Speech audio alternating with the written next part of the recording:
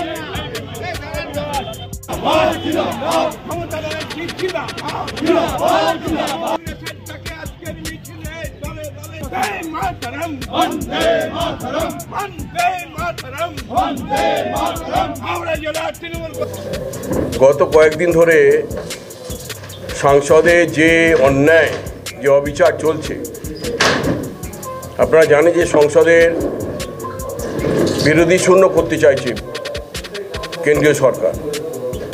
সংসদকে বিরোধী শূন্য করে তারা তাদের মতো কাজ করে নেবে এবং এই কারণেই প্রায় 143 জন সংসদকে বহিষ্কার করেছে লোকসভা থেকে। এর বিরুদ্ধে আজকের আমাদের প্রতিবাদ, এখানে আমরা প্রতিবাদ জানালাম সারা রাজ্য জুড়ে, সারা দেশ জুড়ে, বাংলার বিভিন্ন জেলায় জেলায় আজকে প্রতিবাদ হচ্ছে, প্রতিবাদ হবে এবং এখান থেকে প্রতিবাদ মিছিল বেরোবে। মিছিল বেরিয়ে এখান থেকে এর বিরুদ্ধে এই অগণতান্ত্রিক যে মানসিকতা কেন্দ্রীয় সরকারের, এর বিরুদ্ধে প্রতিবাদ জানাতে আজকের এই কর্মসূচি।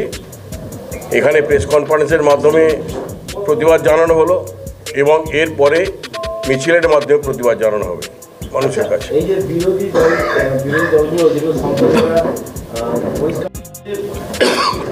দাবি, সেই দাবিগুলো কি চেপে ধরা দিয়ে আইন পাস করার জন্য কি করা হচ্ছে? এর আগে আমরা দেখেছি যে আমাদের সাংসদ মহুয়া মৈত্রকে, তিনি সত্যি কথা বলেন বলে, তিনি সবসময় প্রতিবাদ করেন বলে, তিনি কেন্দ্রীয় সরকারের অগণতান্ত্রিক অমানবিক সিদ্ধান্তের বিরুদ্ধে প্রতিবাদ জানান বলে তাকে বহিষ্কার করা হয়েছিল। একটা অকারণে তাকে বহিষ্কার করা হয়েছে এবং তারপরে 143 জন সাংসদকে বহিষ্কার করা হয়েছে সংসদ থেকে।